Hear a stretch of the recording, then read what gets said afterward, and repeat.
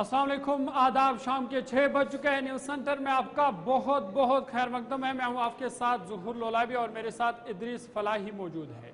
News centre में 10 अहम सुर्खियां आपके सामने रखेंगे, लेकिन उससे पहले आज दिन की 5 बड़ी खबरें क्या रही है वो आपके सामने रखेंगे और उसके बाद उनकी तफसील भी आप तक पहुँचाएंगे।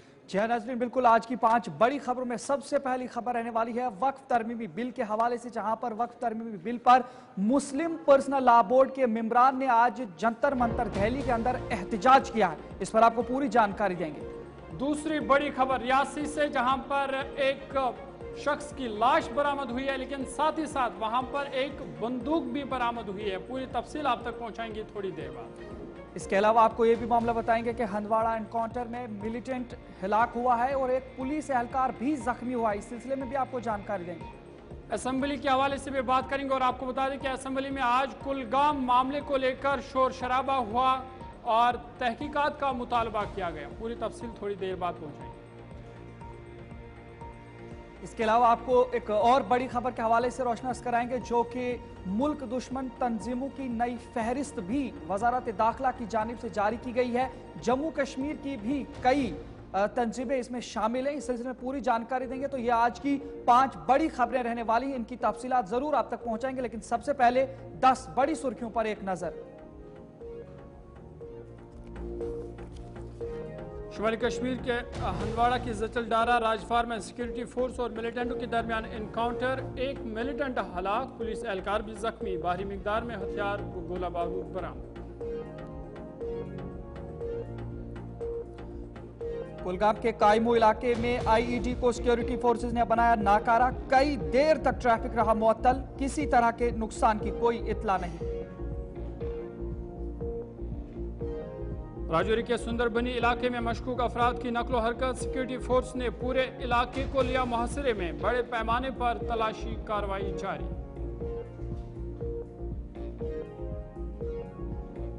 कुलगाम में पुलिस कार्रवाई पर असेंबली में जबरदस्त हंगामा। नेशनल कॉन्फ्रेंस, कांग्रेस और पीडीपी के अरकान ने कसूरवार पुलिस एहलकारों के खिलाफ कार्रवाई का किया मुतालबा। कुलगाम में एहतजाज कर रही खातून के साथ पुलिस अफसर का नारवा सलूक अफसोसनाक, बीजेपी लीडर रविंदर रैना का बयान। पुलिस ने कुलगाम में पुलिस अफसर के रवैये की तहकीकात का दिया हुक्म। डीआईजी जनूबी कश्मीर को 10 दिन के अंदर अंदर रिपोर्ट पेश करने की हिदायत।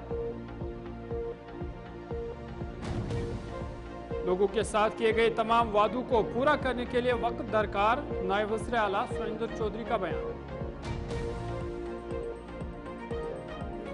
वक्फ तरमीमी बिल के खिलाफ मुस्लिम पर्सनल लॉ बोर्ड का जंतर मंतर पर एहतजाज, कहा वक्फ का तहफ्फुज़ नमाज और रोजे की तरह जरूरी।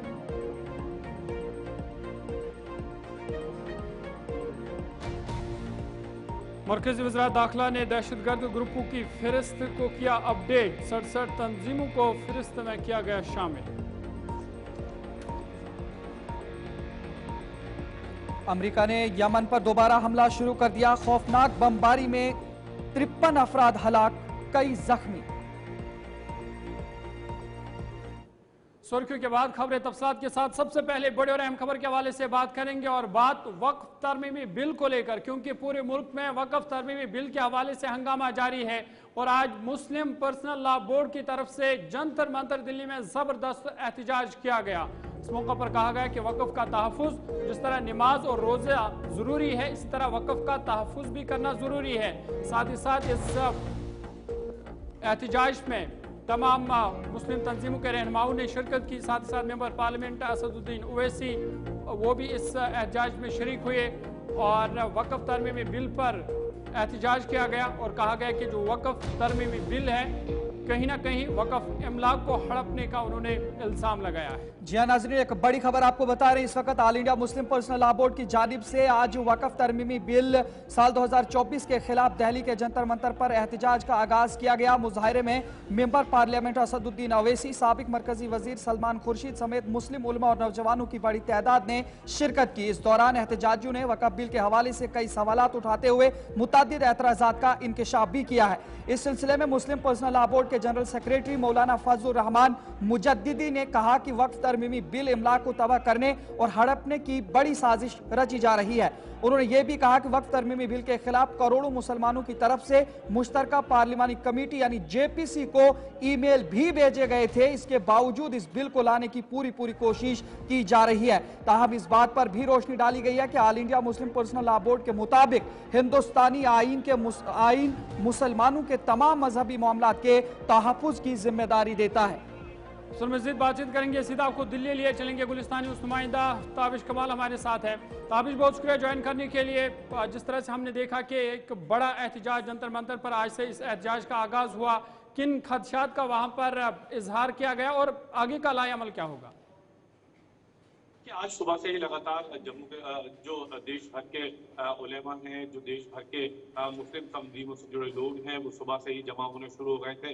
10 बजे करीब ये प्रोटेस्ट पूरी तरह से शुरू हुआ, जिसमें अपोजिशन के काफी सारे जो मेंबर पार्लियामेंट हैं उन्होंने इस प्रोटेस्ट में हिस्सा लिया है, जिसमें खास तौर से तृणमूल कांग्रेस, समाजवादी पार्टी, CPIM के जो तमाम लीडर में वो मौजूद रहे। उसके अलावा असदुद्दीन ओवैसी ने मंच से सरकार को जमकर घेरा। हालांकि जो जमीयत उलमाए हिंद के सदर हैं मौलाना महमूद मदनी, उन्होंने कहा कि जो लोग संविधान में लोकतंत्र का विश्वास रखते हैं, ये उनकी लड़ाई है, इसको सिर्फ मुसलमानों से जोड़कर नहीं देखना चाहिए, क्योंकि वक्त जो अमेंडमेंट बिल सरकार लेकर के आई है वो उस वक्त लेकर आई है जब देश में बहुत सारे अहम मुद्दे थे जिन पर बातचीत की जरूरत है, जैसे बेरोजगारी, महंगाई है। ये तमाम ऐसे मुद्दे थे जिन पर सरकार को अपनी चीजें रखनी थी। लेकिन जिस तरह से ये बिल आया है, उस बिल के बाद सरकार इन तमाम मुद्दों से भटकाने की कोशिश कर रही है। दूसरी तरफ आज कांग्रेस की तरफ से सलमान खुर्शीद, नासिर हुसैन जैसे तमाम दिग्गज नेता शामिल हुए। समाजवादी पार्टी की तरफ से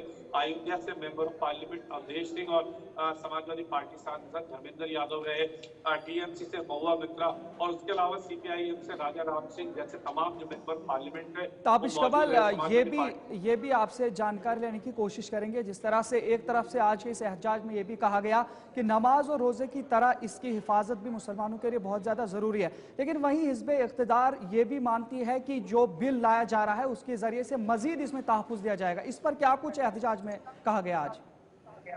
देखिए, जिस तरह से आज ये बात कही गई, ये कहा गया कि वक्फ का जो मामला है वो शरीयत से जुड़ा हुआ है, यानी कहीं ना कहीं सीधे सीधे ये मामला शरीयत से जुड़ा हुआ मामला है। तो ऐसे में शरीयत के मामले में दखल अंदाजी बिल्कुल बर्दाश्त नहीं की जाएगी। जितने भी वहाँ पर उलेमा थे, जो पॉलिटिकल पार्टी के मेंबरान वहाँ आए, तो सबका ये कहना था कि ये शरीयत से जुड़ा हुआ मामला है और इसलिए इसको सरकार को शरीयत से जुड़ा होते हुए देखकर इसमें किसी तरह की कोई ऐसी तरमीमी नहीं करनी चाहिए जिससे शरीयत में दखल अंदाजी की जाए, और शरीयत में दखल अंदाजी बिल्कुल बर्दाश्त नहीं की जाएगी।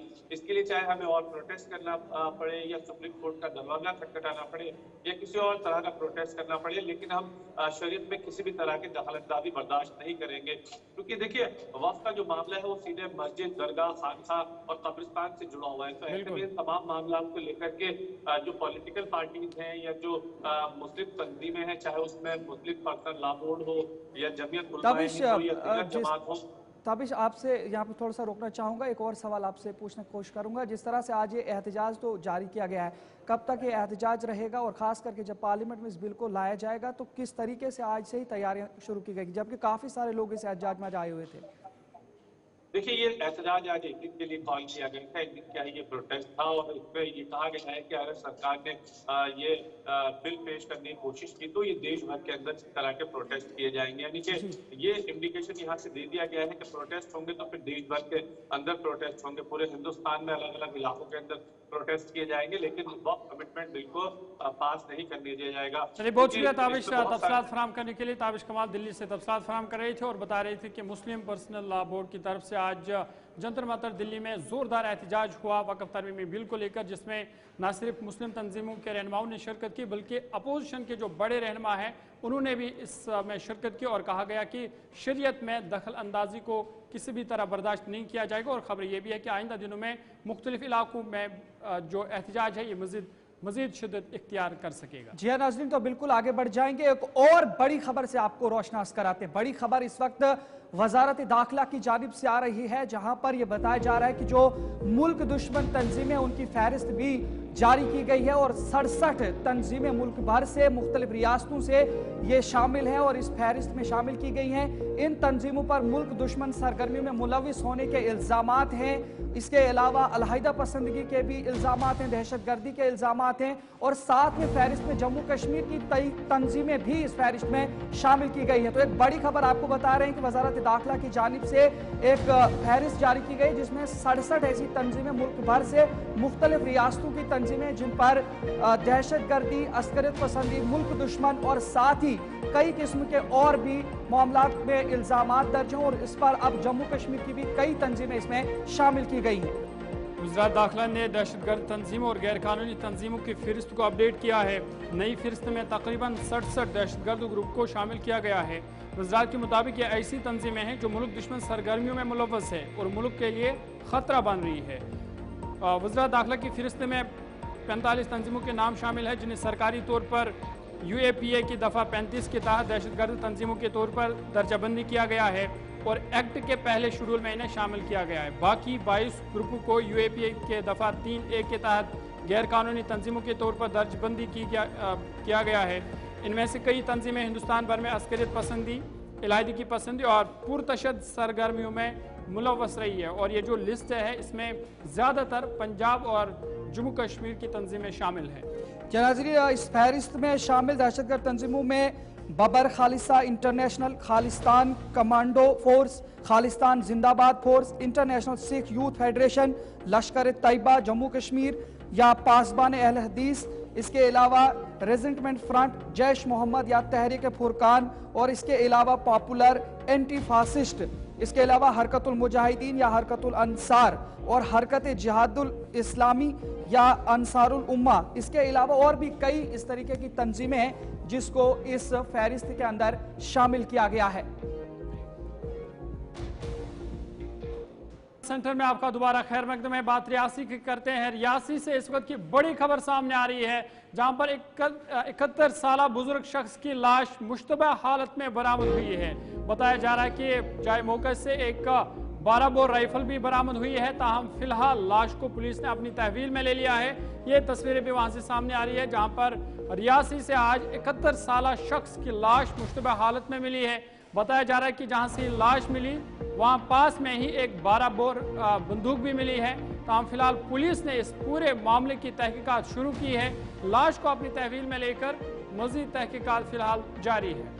नाज़रीन, एक बड़ी खबर से इस वक्त आपको आगाह कर रहे हैं। जिला रियासी से आ रही, जिला रियासी के टांडा इलाका में एक 71 साल शख्स को मुश्तबह हालत में गोली मारकर हिलाक किया गया है। शख्स की शिनाख्त अब्दुल करीम 71 साल है, वल्दे दीन मोहम्मद साकन टांडा रियासी के तौर पर हुई है, जिसकी मौत गोली लगने से हुई है। वाक़े के वक्त मकतूल के पास से एक 12 बोर की बंदूक भी मिली है।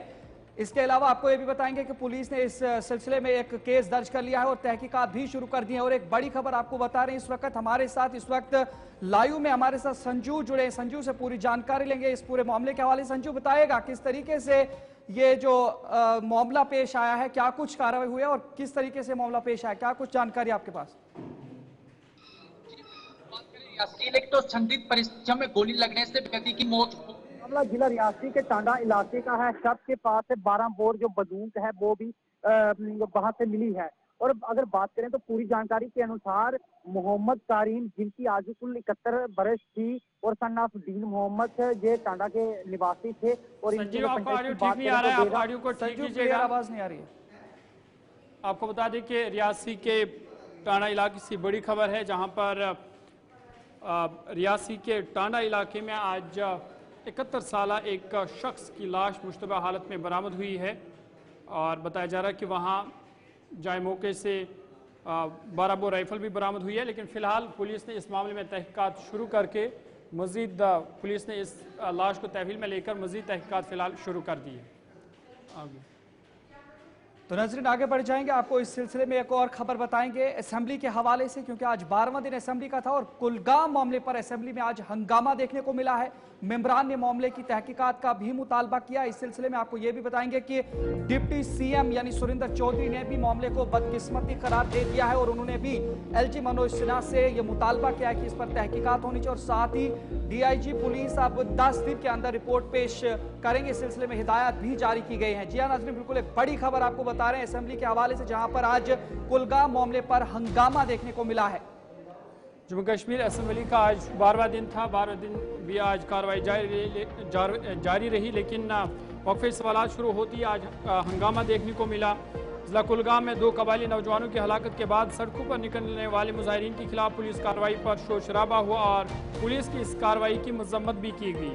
MLA सुरनकोट चौधरी मोहम्मद अकरम ने इन पुलिस एहलकारों के खिलाफ कार्रवाई का मुतालबा किया है जिन्होंने एक खातून की मारपीट की है जो हलाकतों के खिलाफ एहतजाज कर रही थी। अकरम ने यह भी कहा कि यह एक संगीन मसला है कि एक खातून को पुलिस अफसर ने बिलाजवाब मारपीट की। ऐवान को इसकी मजम्मत करनी चाहिए।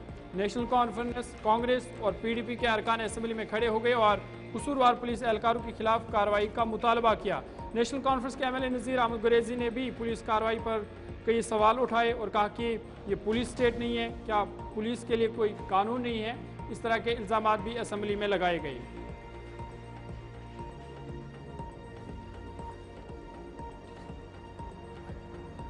हाँ नजर, बिल्कुल इसी पर नायब वज़ीर आला जम्मू कश्मीर सुरेंद्र चौधरी ने भी कहा कि जम्मू कश्मीर में लगातार लापता होने वाले अफराद के मामले पर तहकीकात होनी चाहिए। उन्होंने कहा कि बिलावर हो, जम्मू हो या इसके अलावा जो मामला कुलगाम के अंदर पेश आया है, इन तमाम मामलात पर तहकीकात होनी चाहिए। और साथ ही उन्होंने इस पर इजहार अफसोस भी किया। क्या कुछ कहा आपको सुनाते हैं। कहते हैं जिसकी हिफाजत खुदा करे और जम्मू कश्मीर के लोग करें, उसको कौन क्या कमजोर करेगा। वो उल्टे वही कमजोर हो जाएंगे जो हमें कमजोर करने की कोशिश करेंगे। रही बात जहां तक ताल्लुक है कि आज जो चीजें हो रही हैं, जम्मू में भी हुआ, बिलावर में भी 3 लोग मारे गए, उनकी डेथ हुई, पहले वो गुमशुदा हुए, उसके बाद डेथ हो गई, उनकी लाशें मिली। कुलगाम में भी यही हुआ। और ये चीजें जो हो रही हैं ये बदकिस्मती है और हम बार बार कह रहे हैं इसमें थोड़ा सा, क्योंकि LG साहब को देखना पड़ेगा, पुलिस उनके अंडर है, और थोड़ा सा अगर ये चीजें हो रही हैं नहीं होनी चाहिए, क्योंकि जम्मू कश्मीर ने ऐसे माहौल नहीं देखे। बड़े अमन पसंद लोग हैं जम्मू कश्मीर के। ये वो है जम्मू कश्मीर जहाँ शेर और बकरी ने गेटा पानी पिया है। तो लिहाजा उम्मीद यही करेंगे कि ये जो हमारे लोग हैं, जो नौजवान छोटे छोटे बच्चों की जाने जा रही हैं, जब बड़ों की जा रही हैं, नहीं जाएंगी। और जम्मू कश्मीर के लोग अमन के साथ रहना चाहते हैं और वो अमन से रहना चाहेंगे। और इसलिए यही उम्मीद करेंगे कि ये चीज़ें रुकेंगी और इस पे जो डेथ्स हुई हैं इन पे कोई क्योंकि पुलिस को जो है इसमें उसमें इन्वेस्टिगेट करेगी और जो सच का सच है वाक़ा है और उन्हें यकीन दिलाया कि इस मामले की तहकीकात होगी। फिलहाल पुलिस ने भी इस वाक़े का नोटिस लिया है और कमेटी तश्कील दी गई है। 10 दिनों के अंदर अंदर रिपोर्ट पेश करने की हिदायत दे दी गई है। फिलहाल न्यूज़ सेंटर में आज इतना ही। अपने मेज़बान ज़ुहूर लोलाबी और इदरीस फलाई को इजाज़त दीजिए। अल्लाह हाफ़िज़।